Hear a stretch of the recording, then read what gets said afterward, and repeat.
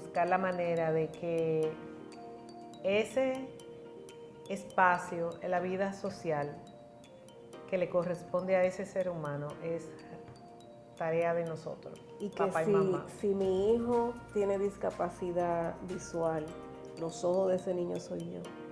Si tiene discapacidad auditiva, los oídos de ese niño soy yo. Y si tiene discapacidad intelectual o cognitiva, yo tengo que pensar y sentir por ese niño.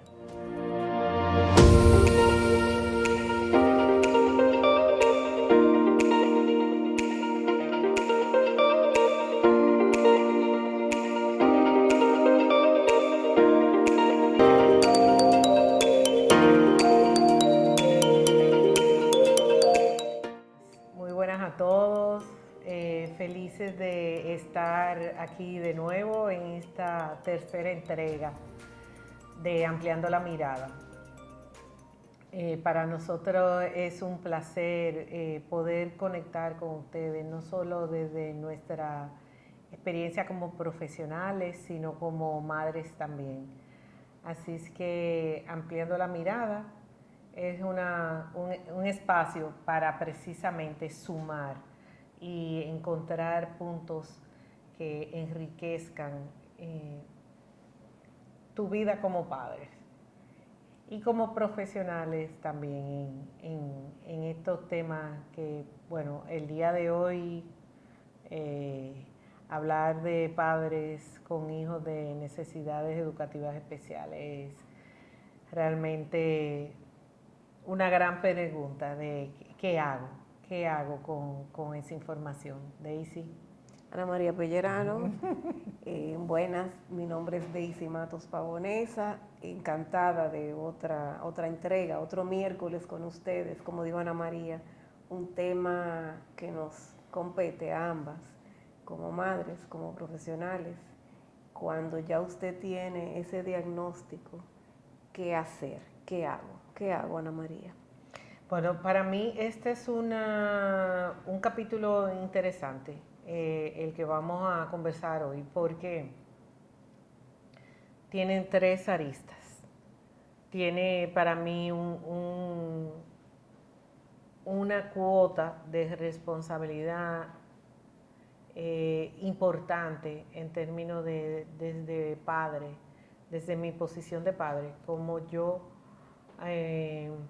avanzo, retrocedo, encuentro posibilidades, me abro a posibilidades y me enriquezco de información que me nutra para saber cómo voy a acompañar, porque creo que ahí es donde necesitamos más formación realmente. Número uno, pero hay otra parte, desde ahí, desde esa información y esa formación que yo tengo, que yo decido como papá para la vida de ese niño, impactando dentro de la comunidad educativa, donde voy a buscar incluirlo, pero también desde las políticas de Estado, como eso, porque yo creo que siempre de adentro hacia afuera también hay posibilidades, no necesariamente tengo que quedarme de los bracitos cruzados A esperar qué va a hacer el Estado con respecto a las políticas de inclusión. Muy bien.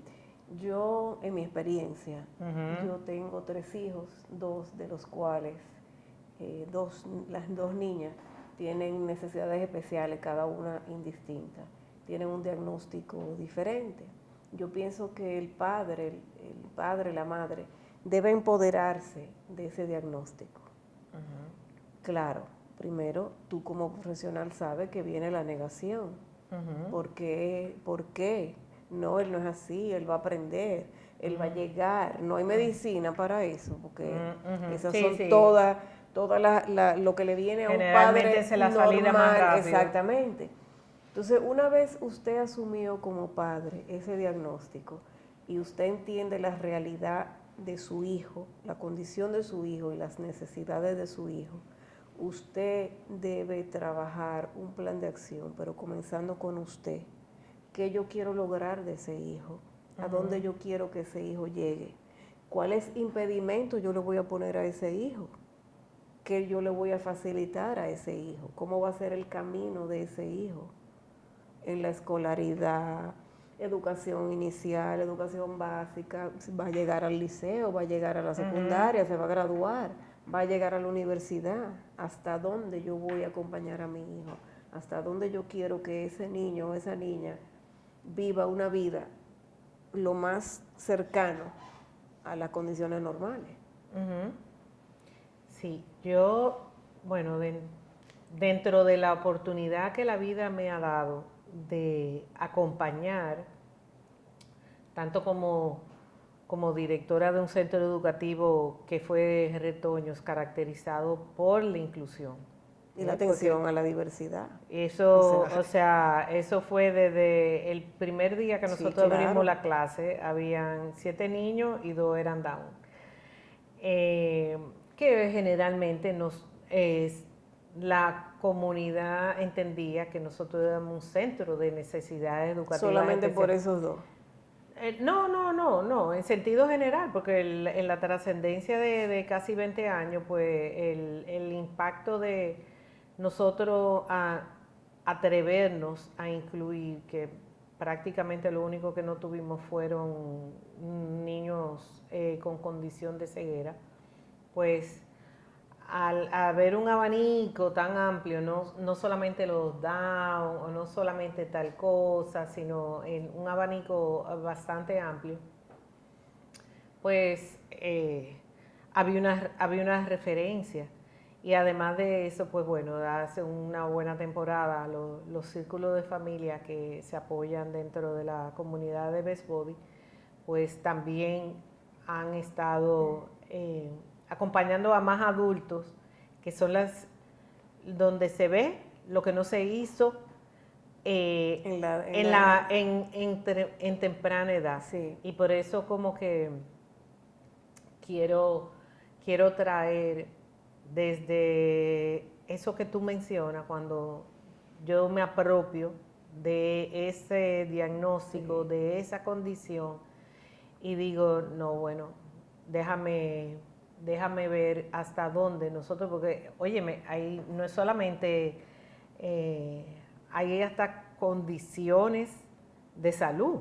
Claro. Hay condiciones de salud que me ponen un reto dentro del proceso y que no favorecen el desarrollo. O sea, quiero como poner sobre la mesa, inclusive, que a veces nuestros hijos pueden haberse desarrollado ir de manera adecuada y hay un accidente, una fiebre alta, una situación que altera el proceso del desarrollo y entonces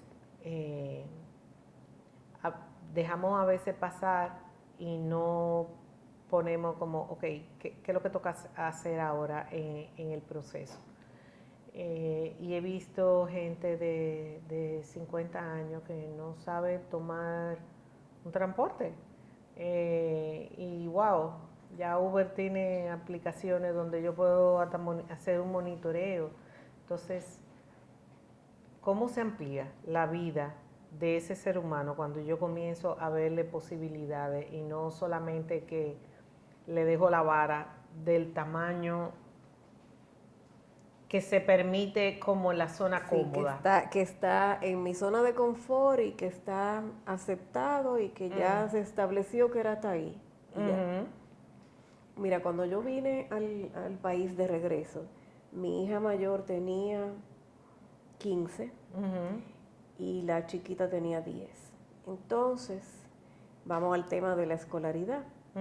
Yo me mudé en una zona rural, por ende, estábamos en el sistema de educación pública, donde no existía absolutamente. Yo preguntaba, ellas venían de aula de educación especial, con sus planes individualizados de aprendizaje, de enseñanza-aprendizaje, todo. Yo traje todo Entonces, cuando yo llego al sistema educativo, pues encuentro la primera barrera, que no hay. En ese momento yo le escribí una carta a quien era el ministro de Educación de ese entonces. Inmediatamente ellos me respondieron a través de la Dirección de Educación Especial. Se hizo un levantamiento y comenzamos a trabajar, pero ya yo estaba empoderada del tema, ya yo estaba empoderada de esos 2 diagnósticos, donde yo sabía las necesidades de cada una, sus competencias, sus debilidades y sus fortalezas. Entonces, a partir de ahí comenzamos a trabajar en un sistema hostil, si puede decirse, porque el maestro, el docente no entendía y todavía no entiende que su cheque viene con una parte para la atención a la diversidad. Le pagan para eso. Eso no me lo dieron en la universidad, no es argumento. Usted tiene que conocer las necesidades y tú y yo hemos hablado tanto de inteligencias múltiples en el aula, porque no todos aprendemos igual. En condiciones normales, no todos aprendemos igual. Entonces, ni todo el mundo va al mismo proceso de desarrollo. Todo el mundo va al mismo ritmo y al mismo proceso. ¿Te acuerdas la imagen que yo te envié? Te dije, Ana, esto es lo de la inclusión. Está el docente en la selva, y está el elefante, el tigre, el mono, la jirafa, etcétera, etcétera. Entonces el docente, y un pez. Entonces el docente dice, bueno, ahora ya terminamos el capítulo de hoy, yo le voy a presentar un examen, pero va a ser un examen práctico. Y el examen práctico consiste en que se suban en la mata y tumben un coco. Y el elefante se queda mirando al pez como, y dime, explícame, ¿cómo tú y yo vamos a subir? Entonces, así mismo como yo enseño diferente, también tengo que evaluar diferente. Y venimos aterrizamos a lo que tanto hemos hablado en educación especial, de la evaluación por competencias. Las competencias tuyas no son las mías. Claro. Pero no nos pueden evaluar igual porque sería injusto. Entonces, cuando yo estoy midiendo a todo el mundo con la misma vara, ya yo no estoy incluyendo, yo estoy discriminando. Y yo creo que no solamente como es el proceso de evaluación, sino que desde mi experiencia como directora, o sea, es muy cierto algo que tú dijiste, bueno, eso es parte del cheque que forma parte del educador. Nuestro país no tiene la formación en todo multidisciplinaria que se requiere dentro de una escuela que tenga la mirada de inclusión. O sea, las escuelas deberían tener un terapeuta de lenguaje, o por lo menos por zona, por región o por concentración de varios colegios. Distrito escolar, algo. Exacto, que haya un equipo, no solamente un psicólogo, o sea... Ni un coordinador, ni un orientador. Va mucho más allá. Claro, porque hacer un programa individualizado de enseñanza requiere como de un proceso a veces de evaluaciones psicopedagógicas o psicológicas, y eso no lo puede hacer el docente. No. Eso ni el orientador tampoco. Ni un orientador, bueno, un orientador tendría que tener una formación psicopedagógica para poder acompañar, pero con criterios muy claros respecto a cada una de esas condiciones para poder establecer un plan. Pero fíjate, Ana María, que yo descubrí en ese proceso mío que hay un recurso valiosísimo, que es rehabilitación. O sea, rehabilitación desempeña un papel importante en este proceso de la discapacidad, que no muchos acuden, ni muchos conocen por desconocimiento uno, por dejadez, porque están lejos, no sé. En mi caso, cuando yo vine a Arroyo Frío, Rehabilitación está en Constanza, o sea que yo tenía que moverme al municipio de Constanza. Pero yo llevé, cuando yo entré ya al sistema, yo llevé los padres y mis alumnos, los llevé a rehabilitación. En ese momento abrieron el CAIT, el primero, que fue maravilloso, porque entonces ya todos los TEA se movieron y se refirieron a la lista de espera del CAIT. El CAT es otro recurso valiosísimo. Hay CAT en todos los distritos. Y si no lo hay en su distrito, en el municipio cabecera de la provincia donde usted está, están los CAT. Pero toda esa inercia, cuando tú recibes el diagnóstico, todo ese engranaje de recursos, todo ese andar, ese nuevo camino, se inicia con la voluntad del Padre. No, indiscutiblemente.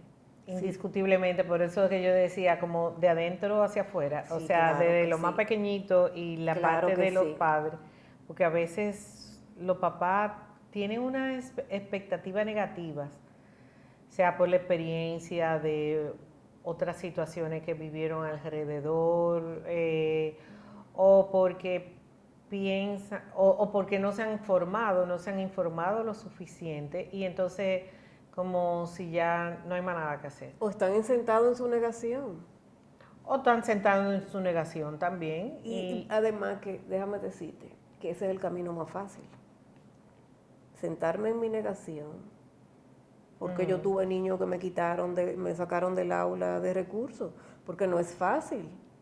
Nadie dijo que era fácil. No, para O sea, nada. entonces, bueno, mire, profe, yo lo voy a dejar en la casa, porque... Y ahí venimos a un tema que tú mencionaste, que es el tema de la edad. Cuando yo hice ese levantamiento inicial, yo me encontré con una cantidad de adolescentes que ya estaban fuera del rango para el servicio a través de la Dirección de Educación Especial, que hasta los 15 años, para la primera escolaridad. Entonces, con ese joven adulto que tú haces, tú lo vas a condenar ya para toda la vida, lo que le quede de vida, a estar inerte, encerrado. No, y es algo que verdad, como dijimos en varios capítulos, como el primero de los padres, la comunidad educativa y después en la política de Estado. Política de Estado. En términos de política de Estado, sí, cronológicamente el joven puede tener una edad, pero en términos de su desarrollo no. Y entonces ahí viene. Exacto, ahí Viene debería un haber un conflicto. nivel de flexibilidad y de mayor Exactamente. acompañamiento, porque entonces salgo del sistema y entonces hay menos recursos, hay menos, se minimizan las posibilidades. Y fíjate que se ve inclusive dentro del mismo proceso privado.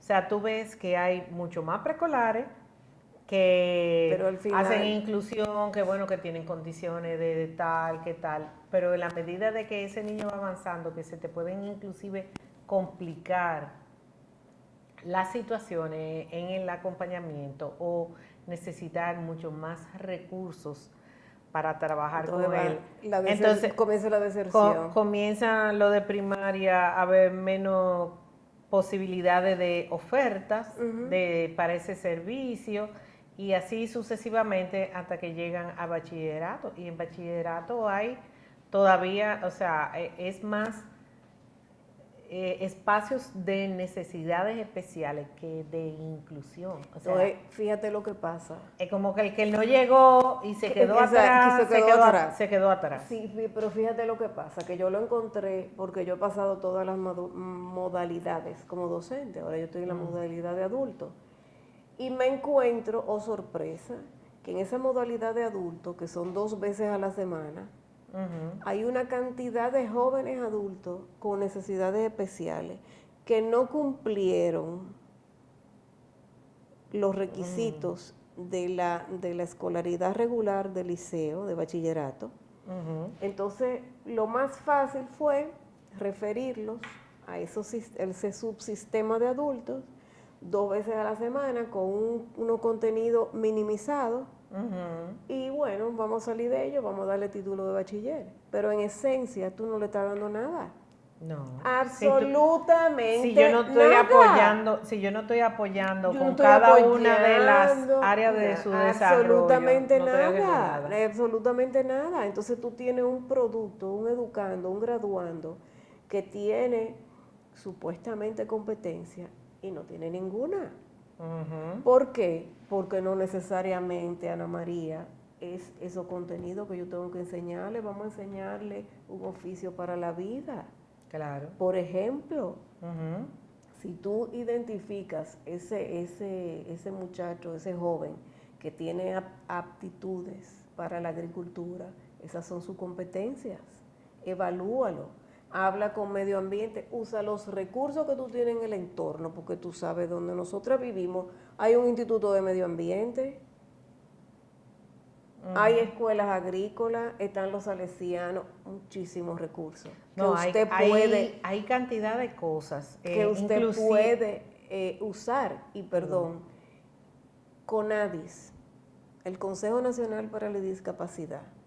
Usted va a CONADIS con su joven adulto y usted tiene un abanico completo de servicios, recursos que usted puede, bueno, pero hay que ir, porque CONADIS no puede no, salir, no. usted tiene que buscar los recursos.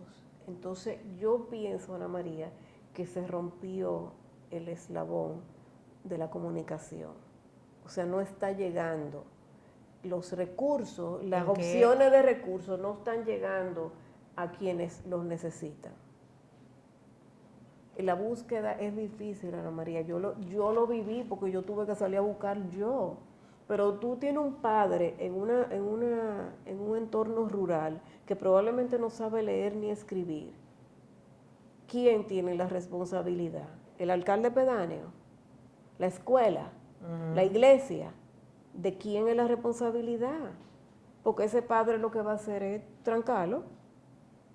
Ya. No, ahí realmente es el sistema educativo. En ese punto, Sí, pero en si no, términos, si no llega al sistema educativo, ¿cómo sabe la escuela que hay un niño con necesidades especiales que ya tiene 16 años y está trancado en su casa? Debe haber, porque lo que pasa es que no hay régimen de consecuencias. Porque yo fui a sacar uno, 16 años, amarrado, ay padre, amarrado. Me fui para donde la fiscal de niño ni adolescente y le escribí una carta y le dije, mire, me estoy pasando toda mi cadena de comando, la estoy violentando. De una vez se intervino, se habló, los padres no sabían leer y escribir. Lo más fácil para ellos fue amarrarlo, porque él comía, lo bañaban con una manguera. Y eso era lo más fácil. Pero ese niño ya tenía 16 años, iba a cumplir 17, nunca estuvo expuesto a la vida social con nadie. Lógicamente no tenía herramientas sociales, no tenía herramientas emocionales, no había creado lazos afectivos con nadie, solamente con papá y mamá, que son los que me dan mi comida y me bañan. Entonces, ¿qué tú tienes entonces ahí? no, demasiado crítico, demasiado crítico. O sea, es importante que los padres sepan que la medida de que un niño, mientras más pequeño está, y hay algo que no va en su proceso de desarrollo, es donde más rápido se debe intervenir. ¿Por qué? Porque el 80% de la capacidad del adulto se desarrolla los 3 primeros años de vida. Exacto. Y lo que el cerebro puede como compensar o encontrar caminos para, o sea, un niño que nació sordo no es que se le va a quitar la sordera, ¿entiendes? O que si nació down no es que tú le vas a quitar el down. Eso no. Ahora, sí, lo que tú puedes hacer es aprovechar esa oportunidad de expansión que hay en ese cerebro, de esa plasticidad del cerebro, para que encuentren vías de compensación. No, y que una vez identificado su diagnóstico, tú eliminar esas barreras del entorno para encaminar a esa criatura. Porque si por ejemplo, la discapacidad, la necesidad especial es que ese niño tiene un diagnóstico de discapacidad visual, tú tienes que trabajar con el Instituto de Ciegos necesariamente. Claro. Y buscar los recursos. Discapacidad auditiva, tú tienes que trabajar con los sordos y trabajar por qué, buscar razón, si es que necesita algo especial, un aditamento especial, canalizárselo. Pero eso es, como tú decías, multidisciplinario, porque ahí tiene que estar el pediatra, el docente, el papá, la mamá, rehabilitación, cuáles recursos yo agoté, qué más recursos yo tengo, qué otro sitio yo puedo ir, con qué yo cuento. Claro. Y quiero aprovechar, Daisy, que tú estás hablando como de esa parte multidisciplinaria, como para en ese ampliar la mirada, como entender que aún nos falta un poco en términos de más oportunidades de desarrollo de carrera. O sea, aquí prácticamente los terapeutas de lenguaje tienen que irse a formar fuera porque todavía no hay esa parte de formación. Lo mismo sucede con la parte de terapia ocupacional, que, bueno, Sí. ha comenzado, la UNFU hace ya unos años volvió a retomar la carrera de educación especial, lo cual es extremadamente conveniente porque eso es parte del equipo que se necesita dentro del salón, dentro de un aula, dentro de un espacio, una comunidad escolar. Pero entender que desde el mismo Ministerio de Educación hay más personas que deben involucrarse en el proceso, y yo creo que el establecer el desarrollo de esas carreras dentro de los ámbitos a nivel universitario va a ser una diferencia para sumar equipos, porque hay una concentración que se puede hacer en los espacios escolares, que no, si bien es cierto que hay que ir a esas áreas especializadas, pero los papás no tienen que estar todo el tiempo. Si yo tengo un psicopedagogo bien preparado dentro de un espacio, yo no tengo que salir de mi comunidad. Yo cada cierto tiempo yo puedo, una vez al año, yo puedo hacer el proceso de evaluaciones más especializada, pero en el verano, para que comenzando ese próximo año escolar, tú sabes, tú puedas tener un plan de trabajo individualizado que sea como su currículum para ese año escolar. Tú sabes que hay una deficiencia muy grande en el plan individualizado, porque tú tienes que trabajar unas metas alcanzables y realistas.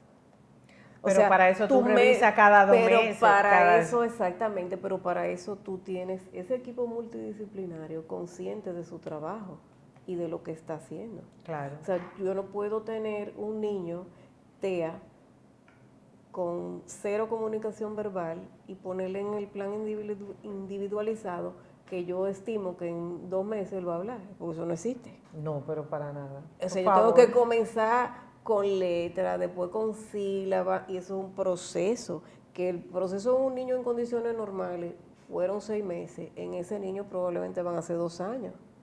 Y que cuando ese niño, como yo tuve uno, que cuando él me dijo POFE la primera vez, yo me tiré en el suelo a llorar. Y nadie en mi clase entendía por qué yo estaba llorando. Y yo le decía, porque él aterrizó y creó en su mapa mental que yo soy profe. Claro. Él aterrizó. Ya yo lo aterricé. Y nadie entendía, ¿por qué usted llora? Y yo grito, no, abrazar a mi muchachito. Eso y llamé a la mamá, venga, corra, que ya él me dijo profe, porque ya él sabe que yo soy. Entonces, claro. Yo creo que le dejamos la sumatoria, le dejamos la sumatoria a todos los que nos están escuchando de qué hago. Y es comenzar primero desde casa y continuar esa escalada y buscar la manera de que ese espacio en la vida social que le corresponde a ese ser humano es tarea de nosotros, y que papá y mamá. Si mi hijo tiene discapacidad visual, los ojos de ese niño soy yo. Si tiene discapacidad auditiva, los oídos de ese niño soy yo. Y si tiene discapacidad intelectual o cognitiva, yo tengo que pensar y sentir por ese niño. Feliz. Me encanta. Nos vemos el miércoles de la semana que viene. Recuerden alguna sugerencia de tema, lo dejan escrito por aquí, y si quieren hablar con Ana María, conmigo, pues sugieran una fecha, un tema, y hacemos un programa con llamadas en vivo.